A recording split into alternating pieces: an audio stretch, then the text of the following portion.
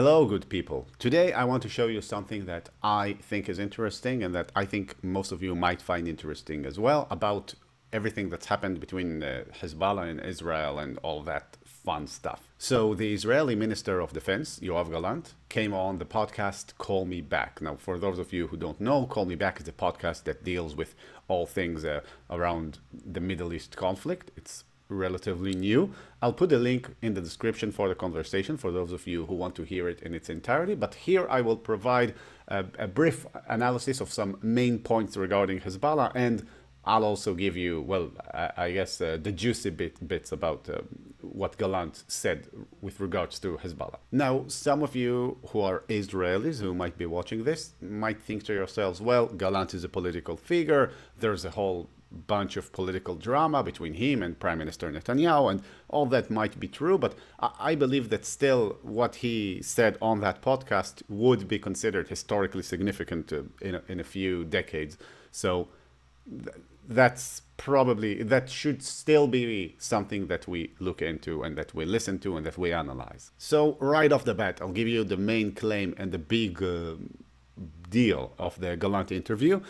That's the claim that the pager operation that happened with Hezbollah, for those of you who remember, the pager operation and the widely successful Israeli attack against Hezbollah, his claim is that it could have been way better for Israel and way more decisive for Israel.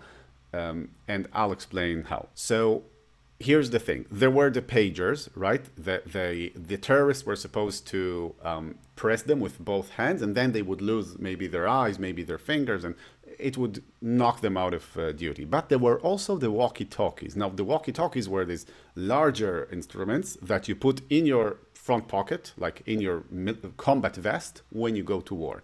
The original Israeli plan, as laid out by Galant, was that Israel would start conducting a large-scale assault on Hezbollah. That is lots of planes, lots of tanks, well, whatever, just all-out attack. And then Hezbollah, how would they react? They would put on their military vest, all the combatants, and they would maybe run down to the bunkers or go to, well, battle positions, essentially. It's war. It's all-out war. It's going on. Now, the walkie-talkie goes in the front of the vest right above your heart. So essentially, what would happen, the original plan was not for the pagers to explode and take out a couple of thousand of Hezbollah operatives' eyes and fingers. The original plan was for the walkie-talkies to go off first, directly above the terrorists' hearts, and that would kill them, right? That would kill them almost certainly, and that would take out about 15,000 terrorists. There were about 20,000 walkie-talkies laid with explosives, and then that would take them out. And then the rest of the terrorists would, okay, we can't use the walkie-talkies, let's use the pagers instead, and then the pagers would explode. So what Galant says essentially was that his preferred method of operation was for the Israelis to attack earlier, way earlier, meaning sometime probably at the time of October 2023.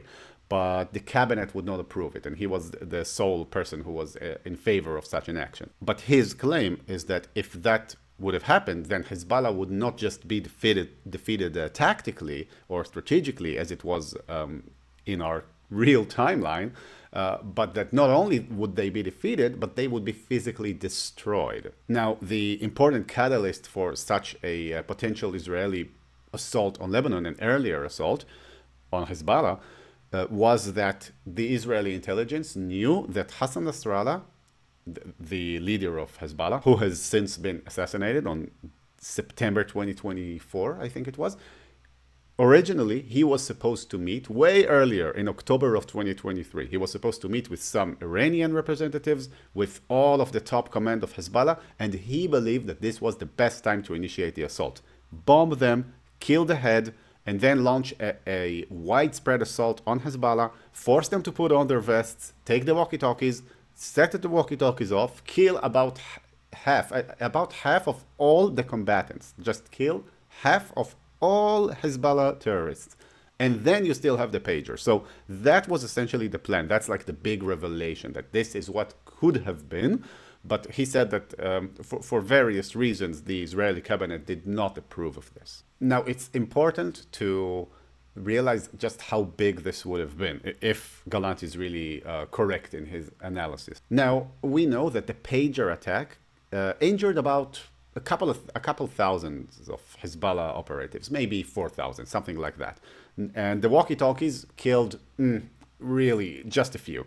Now, why waste the walkie-talkies? Why did it have to go off? The reason is that in Hezbollah, they were becoming suspicious and they were sending some of the material to Iran to look into it, right? To maybe see what's inside. And once the Israelis knew that this was Hezbollah's plan, they had to set the beepers off, right? They had to start the operation. So essentially the walkie-talkies, which were supposed to be the main drive, not just injuring 4,000, but killing 15,000, they were wasted because the walkie-talkies were in storage and only the beepers went off. It was still a success and it was enough to basically defeat Hezbollah, but it was not enough to physically destroy it, as Galant claims would have been the case if Israel would have attacked earlier and preempted on a mass scale, forcing the terrorists to put on their vests. By the way, another interesting tidbit is that when that meeting of all the terrorist heads was supposed to take place, all of the airplanes, the Israeli warplanes, were already in the air on the way to the destination, because Galant didn't want to miss the time window, right? The window of opportunity.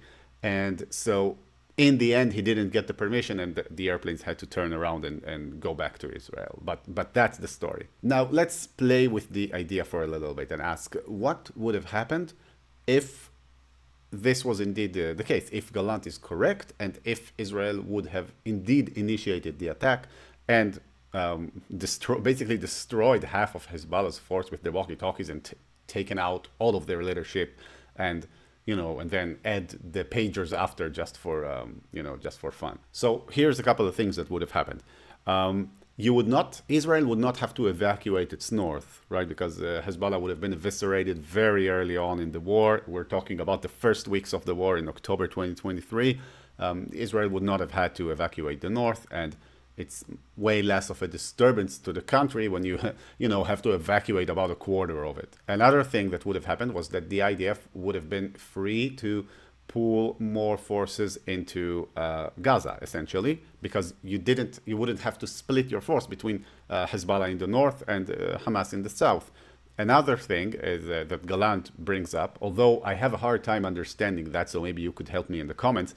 He says that Clausewitz, the great Prussian military strategist, he said that when you are faced with two opponents, you have to take out the stronger one first. Now, that kind of goes against my logic, because I would say that you have to take out the weak one first, because it's faster to take him out. Maybe I'm mistaken, so maybe you could explain to me why is it better to take out the strong one. But essentially, that's also what Galant says, that he would have been very happy to take out Hezbollah first, because Hezbollah is the stronger party, right, out of Hamas and Hezbollah. The Iranians would have probably responded with shooting at Israel, but we already know that they did shoot at Israel anyway, so in hindsight, it doesn't seem so bad. We have also seen in hindsight that Israel knew how to take out most of Hezbollah's dangerous weaponry and arsenal. So really, in hindsight, if what Galant says is true, if he's telling the truth, and if he is correct in his assessment, I guess it's now an easy case to say that Israel indeed should have preempted Hezbollah. But hindsight is always 20/20. But I thought it was interesting. You could check out the full interview if you'd like, but there's a lot more fluff about what I've just shown you. But maybe if you're really interested in the topic, I do recommend you check it out. I'll put a link in the description, as I've said. And well, that's it. Thank you for watching and have a good one.